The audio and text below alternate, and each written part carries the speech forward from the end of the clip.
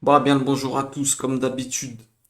Petite dédicace, toujours nos cours, on les dédicace tout le temps aux personnes qui sont malades, ok? Qu'elles gagnent des mérites par rapport aux cours qu'on fait. Et que, comme on a dit et comme je répète tout le temps, quand tu étudies les Écritures, eh ben, tu crées des anges. Alors que les anges qu'on va créer en étudiant un peu aujourd'hui, eh ben, qu'ils aillent les réconforter et leur apportent la totale,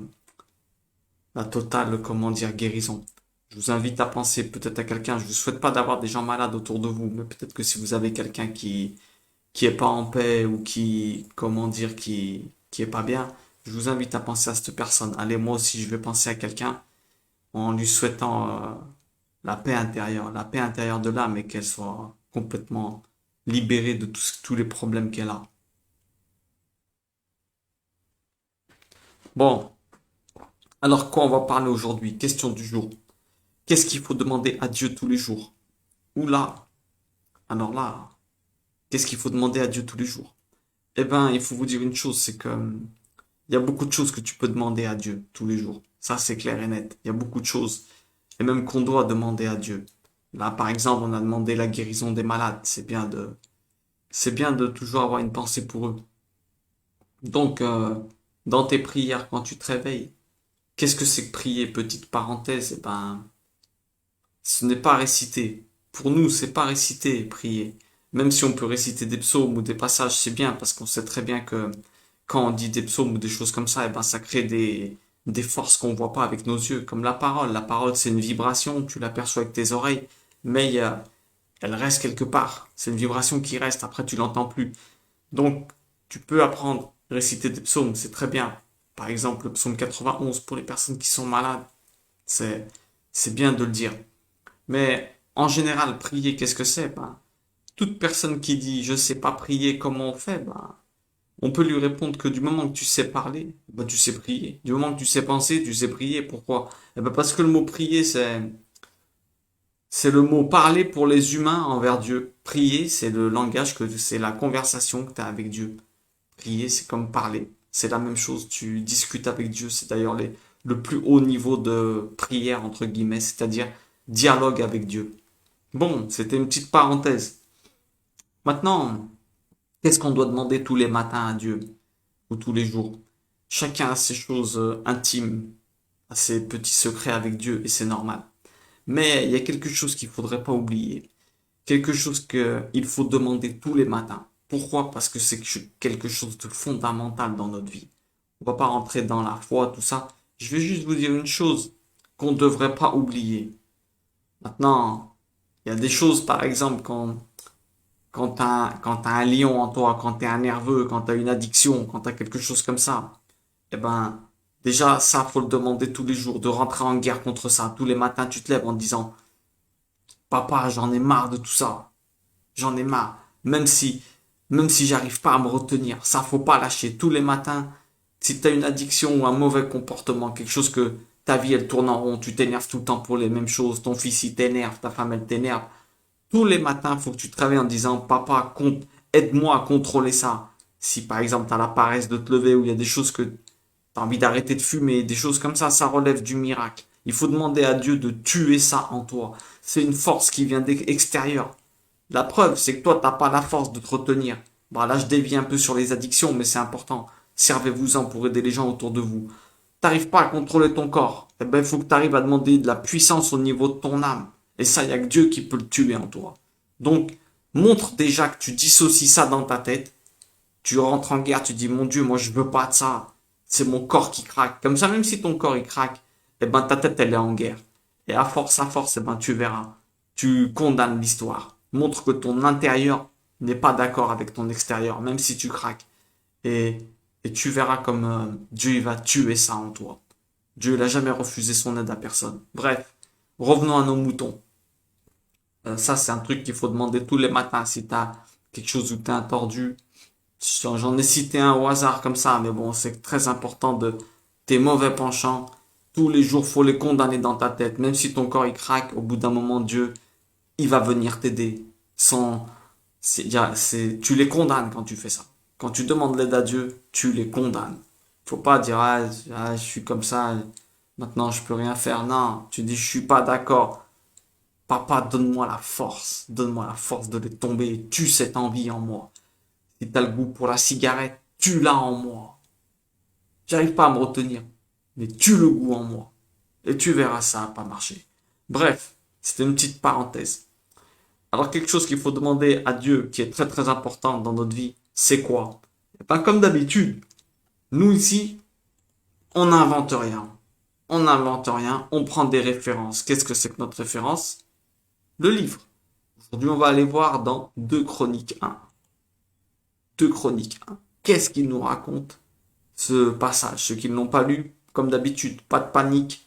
Je suis très court quand je lis parce que je sais que ça peut saouler des personnes, même si ce livre, il devrait pas vous saouler. Bref, on va prendre le personnage de référence dans la Bible. Un des personnages de référence, mais lui, il a un niveau très haut. Pourquoi? Parce que c'est celui qui a eu les plus grosses réussites à tous les niveaux. Intérieur et extérieur, c'est celui qui a eu les plus grandes richesses. Il a eu un règne de paix. Alors on va voir comment il a fait et qu'est-ce qu'il a demandé à Dieu, ce personnage. C'était dans 2 Chroniques 1, je vous le lis rapide. Juste avant l'intronisation de Salomon à l'âge de 17 ans, avant qu'il commence à prendre le contrôle du peuple des Hébreux. Alors qu'est-ce qu'il demande? Qu'est-ce qui se passe avec cette histoire? Salomon, 17 ans, qui sait? Shlomo, qui sait? On va voir un peu. Cette même nuit, Dieu apparut à Salomon et lui dit, demande ce que tu veux, je te le donne. Waouh. Imaginez-vous, Dieu vous apparaît et vous dit, demande ce que tu veux, je te le donne. Waouh. Quelle demande. Et Salomon, 17 ans, imaginez-vous, à 17 ans, le cerveau que moi-même, à 17 ans, qu'est-ce que j'aurais demandé? Ouh là là, j'étais loin de tout ça, moi. Ça aurait été un gros problème. Salomon dit à Dieu, tu as usé d'une grande bonté envers David, mon père, et tu m'as fait roi à sa place. Maintenant, éternel Dieu, que ta parole à David, mon père, soit ferme, car tu m'as établi roi sur un peuple nombreux, comme la poussière de la terre. Alors lui déjà en train de se dire, waouh, j'ai une grosse responsabilité. Maintenant, il lui dit, écoutez bien, donne-moi la sagesse et de la connaissance, de l'intelligence. Chokhma, sagesse en hébreu. Donne-moi de la sagesse pour que je puisse aller devant ce peuple. En fait, car qui jugera ton peuple qui est si grand? Imaginez-vous, il est en train de lui dire, donne-moi la sagesse de pouvoir gouverner ce peuple correctement. Et Dieu dit à Salomon, incroyable ce il était déjà plein de sagesse à 17 ans. Écoutez bien ce qu'il dit, Dieu à Salomon. Parce que c'est cela que tu as dans ton cœur et que tu n'as pas demandé des richesses, des biens et de la gloire, ni la vie de ceux qui te haïssent, et que tu n'as pas non plus demandé de longs jours, mais que tu as demandé pour toi de la sagesse et de la connaissance, afin de pouvoir juger mon peuple sur lequel je t'ai établi roi. La sagesse et la connaissance te seront données. Je te donnerai des richesses et des biens et de la gloire, comme n'en ont pas eu les rois qui ont été avant toi, et comme après toi aucun n'en aura. Et Salomon revient à Jérusalem du haut lieu qui était Gabaon, de devant la tente d'assignation, et il régna sur Israël. Waouh, très fort ce texte. Dieu lui donne tout. Comme t'as pas demandé la longue vie, la richesse, les femmes, l'argent, tu auras tout. Imaginez-vous. Pourquoi? Parce qu'il a demandé qu'une seule chose. La sagesse et la connaissance, le discernement, pour pouvoir juger le peuple correctement. Alors, je sais pas si vous voyez où je veux en venir. Il faut demander la même chose que Salomon. Parce que tu vas me dire, c'est bien ça, tu lis comme ça, mais il peut y avoir une autre interprétation. Il te dit que, puisque Dieu lui dit, puisque tu as demandé ça, tout le reste va t'être donné, la richesse, les biens, la gloire. Mais en fait, ça peut être interprété d'une autre manière. Parce que Dieu, il peut dire, tiens, je te donne la sagesse, mais comme tu as la sagesse, l'intelligence et le discernement, eh ben, tu vas te mettre dans des situations qui vont faire en sorte que tu auras des richesses, des biens, la gloire et tout ce qu'il te faudra parce que justement, tu as la sagesse. Alors moi, je donne un conseil. Faut pas plaisanter avec ça. La sagesse et le discernement, c'est tous les matins qu'il faut le demander. Pourquoi? Parce que tu auras tout le reste derrière. Si tu es quelqu'un de sage, tu auras le contrôle de toi-même. T'as le discernement, tu vas pas accuser des gens à tort, tu vas pas faire n'importe quoi, tu vas pas t'accuser toi à tort, tu vas pas te dire j'aurais dû faire ça et tu vas pas te pourrir ta vie avec tes propres idées qui vont tuer ta tête.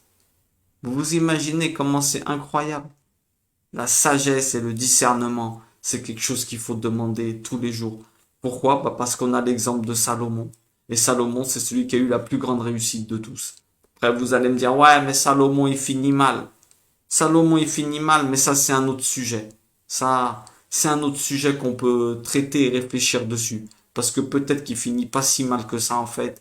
Peut-être qu'il avait réfléchi à ça. C'est pas le sujet du jour. Occupez-vous de ce qu'on est en train de voir aujourd'hui. Il a eu tout ce qu'il fallait parce qu'il a demandé la sagesse. Sagesse et discernement. Sagesse et discernement.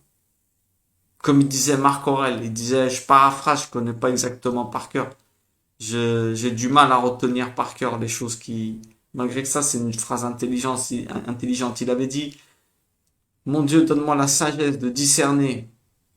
Non, donne-moi le courage de changer ce que je peux et la sagesse de discerner ce que je peux pas changer. Un truc comme ça. Ça ressemble à ça. Je me rappelle plus exactement. Je vais la chercher parce on va quand même pas rester comme des bêtes, hein. Donne-moi la sagesse de changer. En fait, c'était Marc Aurèle, citation de Marc Aurèle, hein. J'aime pas rester comme un bête comme ça, hein. Alors que la force me soit donnée de supporter ce qui ne peut être changé, et le courage de changer ce qui peut être changé, mais aussi la sagesse de distinguer entre les deux. Alors, d'un côté, la force de te rendre compte de ce que tu peux pas changer, et de l'autre côté, d'avoir le courage de changer ce que tu peux, et la sagesse de savoir distinguer entre les deux pour pas devenir dingue. C'est plus ou moins, ouais, c'est plus ou moins ce qu'on avait dit. Et pour finir, eh ben, je pense que, moi, je pense que c'est fondamental de demander la sagesse tous les jours. Et on a un passage dans Luc 11, dans Matthieu aussi, il le dit. Et le Christ, il nous dit une chose intéressante. Il dit, et moi je vous dis, demandez, il vous sera donné. C'est clair, demandez, vous sera donné. Si tu demandes pas, il y en a qui vont dire, ouais, mais demander à Dieu, moi je te dis une chose, si tu demandes pas, Dieu il peut pas intervenir dans ta vie. Pourquoi? Eh ben parce qu'il a le respect envers ta liberté de vivre et ton libre arbitre. Dieu va pas te forcer la main, il va pas s'inviter chez toi si tu veux pas. Il te force même pas à croire en lui. Il te force même pas à faire le bien. Donc toi, si tu demandes pas, eh ben il peut pas t'aider. Tu bloques son intervention dans ta vie. Il faut demander. Regardez ce qu'il dit le Christ. Demandez, il vous sera donné. Il peut pas mentir, hein. Il est pas en train de mentir. Cherchez et vous trouverez. Frappez et on vous ouvrira. Alors déjà, c'est intéressant. Bon, c'est pas le cours de ça, mais bon, je vous donne un petit aperçu. Première étape dans la vie, bah, faut demander à Dieu. Quoi que tu fasses, demande à Dieu. Aide-moi à voir ça. Deuxième étape, cherche. Cherche comment tu peux obtenir cette chose. Première étape, tu demandes à Dieu. Dès qu'il valide le projet, cherche et frappez et il vous sera ouvert. Frapper, ça veut dire demander de l'aide aux autres des fois. Frapper, ça peut entre autres dans les 1000 interprétations qu'il doit y avoir de frapper, eh ben frapper, ça peut vouloir dire demander de l'aide aux autres. Frapper ou alors frapper à la porte des cieux, mais bon, normalement demander déjà ça parle à Dieu parce que le terme demander en hébreu, dans ce terme, même en grec, il a le synonyme de prier. Donc prier et vous sera donné. Première chose dans la vie, quand tu veux quelque chose, prie d'abord. Ensuite, cherche à l'obtenir. Et deuxièmement, frappe, demande de l'aide, fais ce qu'il y a à faire. D'accord?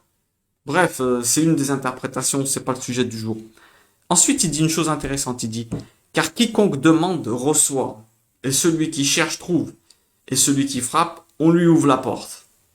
Il peut pas mentir, donc, après tu vas me dire, mais comment ça se fait que des fois il me donne pas? Eh ben, c'est peut-être que, et d'un, tu frappes à la mauvaise porte, et de deux, tu n'as pas cherché correctement, et de trois, là on fait le truc à l'envers, et de trois, peut-être que tu demandes un truc qui est pas bon pour toi. Alors Dieu il se dit, je peux pas te le donner. Bref, on continue. Je vais sauter tout ça parce qu'il y a un passage où il dit, or quel est le père d'entre vous à qui son fils demande du pain et donnera une pierre? Quel est le père d'entre vous que ton fils ton fils, il te demande du pain et toi, tu donnes une pierre pour qu'il se casse les dents. Intéressant, c'est l'inverse de la tentation dans le désert. Le diable, il lui dit, change les pierres en pain. Là, c'est le contraire. Donc, intéressant, non? Le diable, il se fait passer pour quelqu'un de gentil, des fois. Change les pierres en pain. Tu vas pas donner une pierre à ton fils. Bon. Ou aussi, s'il demande un poisson, on lui donnera, au lieu d'un poisson, un serpent. Bon. Ou aussi, ou s'il demande un œuf, lui donnera un scorpion. Si donc vous qui êtes méchants, vous savez donner à vos enfants des choses bonnes, combien plus le Père qui est au ciel, attention, c'est là où je veux en venir, donnera-t-il l'Esprit Saint à ceux qui le lui demandent.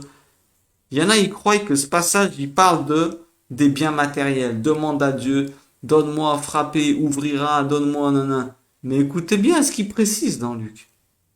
Combien plus le Père, et la dernière phrase, elle est fondamentale pour comprendre ce texte. Combien plus le Père qui est dans le ciel donnera-t-il l'Esprit Saint à ceux qui le demandent? Il parle de l'Esprit.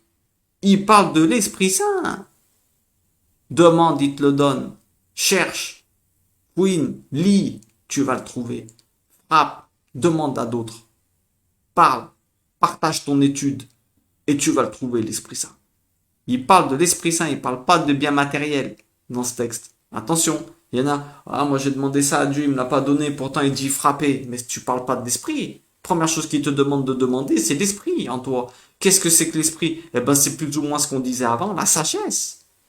L'esprit, oui, c'est la confirmation que c'est pas matériel ce qu'il demande. C'est-à-dire quoi? C'est la bonté, le discernement, la sagesse de, de, la sagesse de te retenir, de savoir ce qui est bon pour toi. L'Esprit Saint, c'est celui qui fait le tri à l'intérieur de ta tête. On est d'accord ou pas? C'est l'esprit le même esprit qui inspire le Christ, l'esprit de Dieu, Roi HaKodesh. Celui qui nous inspire à faire toutes les choses bonnes. Et celui qui nous fait faire le tri dans notre tête, de savoir ce qui est bien ou pas pour nous, de se dire, tiens, là, faut que j'arrête tout de suite ça. Voilà ce qu'il est en train de demander. Confirmation de Salomon, non? Voilà ce qu'il faut demander. Et ouais, tous les jours. Il faut demander comme ça. Comment dire? Comme ça, tous ceux qui t'entourent, ils seront bien. Et surtout, toi aussi, tu vas être bien. Parce que ton but de ta venue, bah, c'est de vivre heureux dans ce monde. Hein. C'est pas d'être en train de souffrir et de te casser la tête à te dire, ah, je suis quelqu'un de bien, je suis quelqu'un de pas bien. En vérité, fais ce que tu peux. Fais ce que tu peux. Vis ta croyance en Dieu, ta foi en Dieu, le plus simplement possible. Comme un enfant avec son père. Parce que, comme on dit, Dieu, il écoute autant les grands sages que ceux qui lui parlent comme des enfants.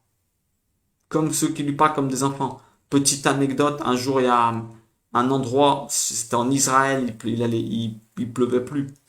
Et donc, ils étaient tous en train de faire des prières, les grands sages. Et un jour, ils ont convoqué tout le monde. Ils ont dit, faut que tout le monde prie pour la pluie. Et il y a un bonhomme qui est venu, qui avait jamais lu la Torah, il avait jamais étudié. Et il est rentré dans la synagogue. Et quand il est sorti, il a plu. Alors les sages sont allés vers lui, ils lui ont dit, oh mais attends, toi t'as jamais étudié, ça peut venir que de toi, parce que tous les jours nous on est dedans, on n'a pas réussi à faire prier, et toi t'es venu, t'es le seul nouveau à être rentré aujourd'hui. Qu'est-ce que t'as demandé? Alors lui il a dit, bah moi, il dit c'est vrai, moi je connais pas les écritures, j'étudie pas trop, je peux pas, je suis en train de travailler et tout ça. Je dis mais moi j'ai demandé qu'une chose, j'ai rien dit d'extraordinaire, il a dit. J'ai dit, papa, nous on est là en bas, les nuages sont trop loin pour nous, pour que la pluie elle tombe, on peut pas les secouer. Il a dit, toi qui es en haut là-bas, toi qui es en haut, papa, fais, appuie juste dessus, tu vas juste faire tomber de l'eau. Pour toi c'est rien du tout, ils sont juste à côté de toi. Vous imaginez ce que ça veut dire? Ça veut dire que la simplicité, elle touche autant le cœur que la sagesse à Dieu. Quand t'as un petit enfant, tu le vois, il dit des choses. Des fois, il dit un truc tout bête, sa simplicité, elle te fait rire. Eh ben, Dieu, il aime autant ça que la sagesse. Soyez des personnes simples et demandez la sagesse. Ça va bien avec le cours qu'on dit. Demandez la sagesse de discerner et d'avoir cet Esprit Saint en vous. C'est ce qu'il faut demander tous les jours. C'est, c'est un des conseils que je peux vous donner. C'est un des conseils que je peux vous donner parce que je sais que c'est très très important de demander la sagesse. Que Dieu fasse que Dieu nous la donne et que Dieu fasse qu'on n'oublie pas de la demander et que si on oublie de la demander, qu'il nous la donne quand même. C'est un peu, je suis un peu, j'essaie d'entourlouper un peu là. Maintenant, qu'il fasse plutôt qu'on n'oublie pas de la demander. qu'on n'oublie pas de la demander tous les jours. Très important pour notre comportement et comment on va se comporter avec les autres. Très important. Le but du croyant, c'est de faire de ce monde un endroit où Dieu peut venir résider et habiter. Pas qu'il soit obligé de s'en aller quand on pêche et des choses comme ça.